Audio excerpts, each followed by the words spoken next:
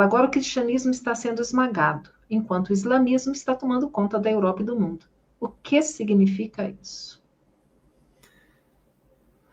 É uma pergunta bem complexa, mas assim, o islamismo avança na Europa porque a Europa tem sede, os homens têm sede de espiritualidade.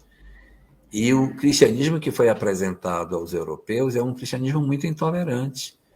Então, como eles não estão interessados nisso, há um recuo. E, ao mesmo tempo, ocorre um fluxo migratório muito forte de países do Oriente Médio, em que as pessoas já chegam convertidas lá. Então, de repente, o que a gente pode ver a acontecer é uma islamização da Europa. Eles vão se tornar mais numerosos, vão votar, farão leis mais adequadas às suas crenças, e a Europa pode tornar-se um ambiente muçulmano. É o que, do ponto de vista pragmático, é o que pode vir a acontecer.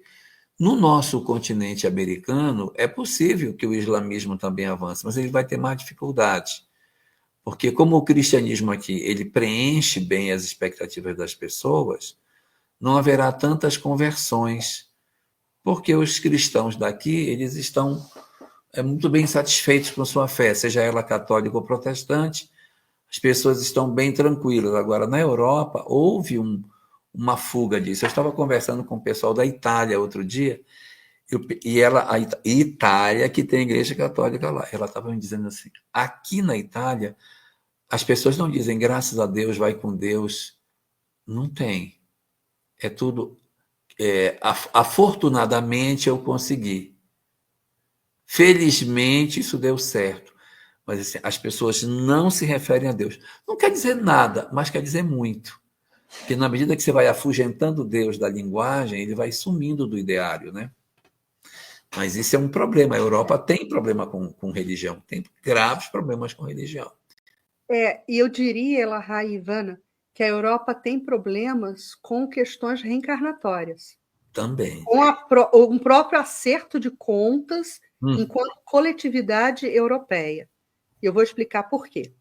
Hoje em dia, nós temos um avassalador movimento de migração dentro da própria Europa, né? Os refugiados, e muitos são islâmicos. Muitos são islâmicos.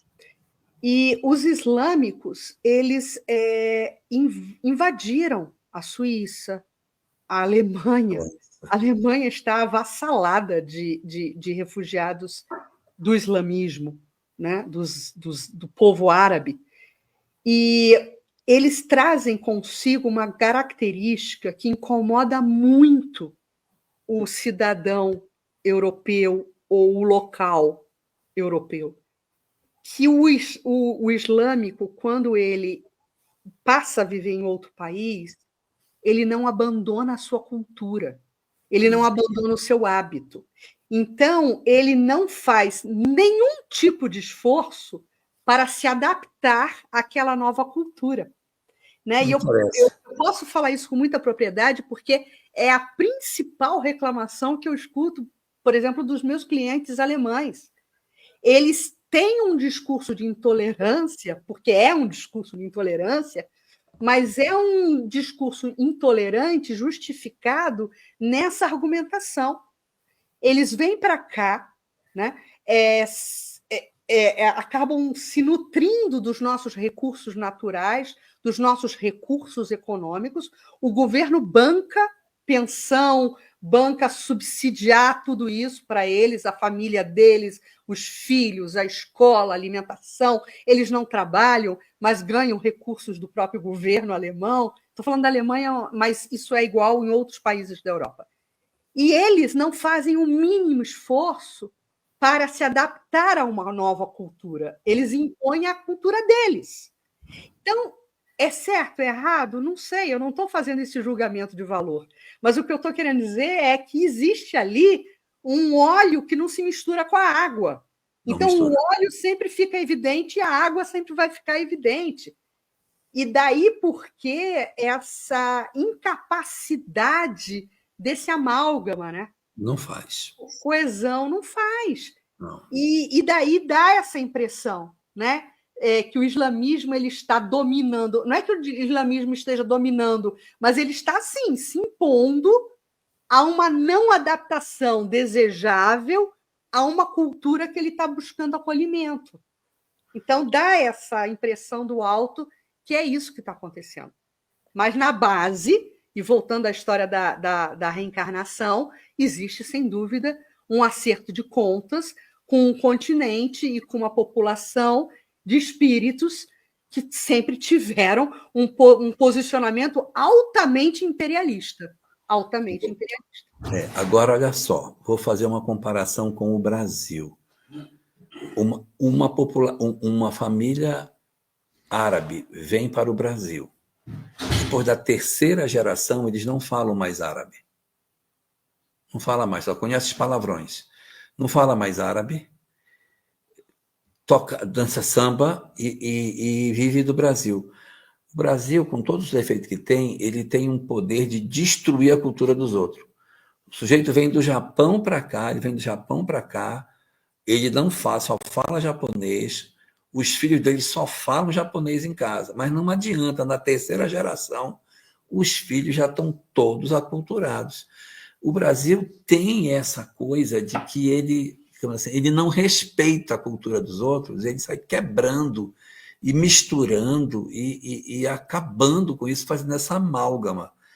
Quando você vai para certas regiões onde os povos estão constituídos, assim, o que é um francês? Um francês é um francês. O que é um alemão? Um alemão é um alemão.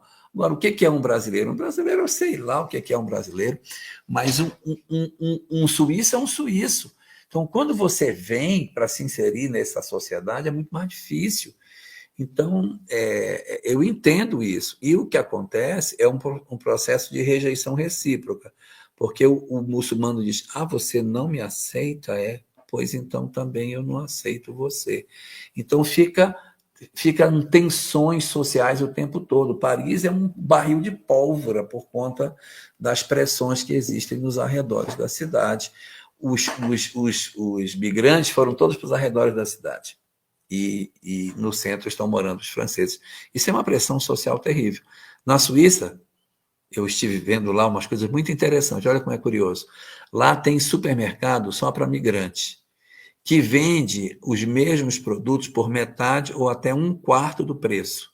Aí eu perguntei para a Suíça que estava comigo, e você não pode fazer compra aqui? Ela disse, não, posso, mas não é errado, não é correto, é errado. Então a gente compra no nosso, que é o outro que está lá embaixo, vai pagar o dobro do preço. Mas aqui é subsidiado pelo governo, não é correto pegar aqui. Isso é só para eles.